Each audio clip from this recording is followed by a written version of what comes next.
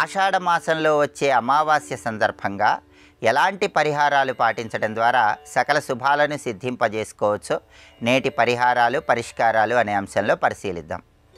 ఆషాఢ మాసంలో బహుళపక్షంలో వచ్చే అమావాస్య తిథిని చుక్కల అమావాస్య అనే పేరుతో పిలుస్తారు. ఈ చుక్కల అమావాస్య నాడు కొన్ని ప్రత్యేకమైన పరిహారాలు పాటిస్తే సంవత్సరం మొత్తం సకల శుభాలను సిద్ధింపజేసుకోవచ్చు. ప్రధానంగా ఈ చుక్కల అమావాస్య రోజు గౌరీదేవిని పూజించడం ద్వారా ఉత్తమ ఫలితాలు కలుగుతాయి. మీ గృహంలో తమలపాకులో ఒక పసుపు ముద్ద ఉంచి దాన్ని గౌరీదేవి స్వరూపంగా భావించుకొని అక్షింతలతో పుష్పాలతో పూజ చేస్తూ ఓం శ్రీ గౌరీదేవి అయి నమః అని మనస్సులో స్మరించుకొని గౌరీదేవి ప్రీతి కోసం బెల్లం ముక్క నైవేద్యంగా సమర్పించాలి. అలాగే బియ్యం పిండితో తయారు చేయబడిన పదార్థాలు గౌరీదేవికి చుక్కల అమావాస్య రోజు నివేదించి వాటిని ఇతరులకు పంచిపెట్టినట్లయితే సమస్త జాతక దోషాల తీవ్రతను తగ్గింపజేసుకోవచ్చు. అలాగే గౌరీ పూజ చేసే సమయంలో మీ గృహంలో పూజా మందిరంలో 100 చుక్కలతో ఒక ముగ్గును గీసి ఆ ముగ్గు మధ్యలో దీపాలు వెలిగించి గౌరీదేవిని పూజిస్తే ఉత్తమ ఫలితాలు కలుగుతాయి. అందుకే దీన్ని చుక్కల అమావాస్య అనే పేరుతో పిలుస్తారు.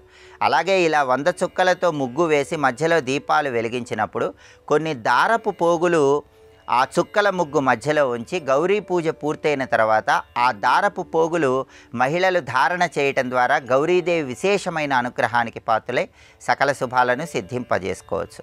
అలాగే చుక్కల అమావాస్య నాడు రాహుకాలంలో పాటించే ఒక పరిహారం సమస్త జాతక దోషాలను తొలగింపజేస్తుంది. ఆ పరిహారం ఏంటంటే గుప్పెడు మరమరాలు తీసుకొని అందులో 4 చుక్కలు తేనె కలిపి వాటిని ఆహారంగా స్వీకరిస్తూ దుర్గానామాన్ని మనస్సులో స్మరించుకోవాలి, మౌనంగా ఉండాలి. ఈ పరిహారం చుక్కల అమావాస్య రోజు రాహుకాలంలో పాటించడం ద్వారా సమస్త శుభాలను సిద్ధింపజేసుకోవచ్చు. అలాగే ఇంట్లో చిన్నపిల్లలు ఎవరైనా ఉన్నట్లయితే వాళ్ళకి ఆవాలతో దిష్టి తీసినట్లయితే విశేషమైన ప్రయోజనాలు చేకూరుతాయి.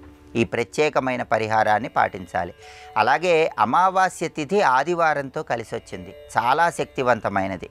ఆదివారం అమావాస్యతో కలిసి వచ్చింది కాబట్టి పచ్చకర్పూరం పొడి నీటిలో కలిపి పచ్చకర్పూరం పొడి కలిపినటువంటి ఆ నీటిని స్నానం చేసిన తర్వాత మీ గృహంలో సింహద్వారంలోకి ప్రవేశించగానే కుడివైపు మూల ఏర్పాటు చేసి రోజంతా దాన్ని అలాగే ఉంచి మర్నాడు ఆ నీటిని ఎక్కడైనా మొక్కలో పోయటం ద్వారా ఇంట్లో ఉన్న నకారాత్మక శక్తులన్నీ తొలగింపజేసుకోవచ్చు.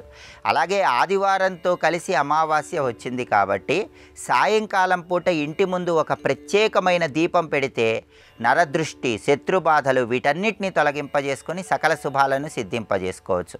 ఆ ప్రత్యేకమైన దీపం ఎలా వెలిగించాలంటే ఏదైనా ఒక చెట్టు ఆకుని సాయంకాలం పూట గుమ్మం ముందు ఉంచి ఆ చెట్టు ఆకు మీద కొద్దిగా రాళ్ల ఉప్పు పోసి దానిలో కొన్ని నల్ల నువ్వులు వేసి దాని మీద ఒక కొత్త మట్టి ప్రమిదను ఉంచి నువ్వుల నూనె పోసి ఒత్తులు వేసి దీపాన్ని వెలిగించాలి. ఈ ప్రత్యేకమైన దీపాన్ని ఇంటి గుమ్మం ముందు సాయంకాలం పూట వెలిగించినట్లయితే ఆదివారంతో కూడిన అమావాస్య సందర్భంగా వెలిగించే ఈ దీపం అన్ని రకాలైన దృష్టి దోషాలు, శత్రుబాధలను తొలగింపజేసి సకల శుభాలను కలిగింపజేస్తుంది.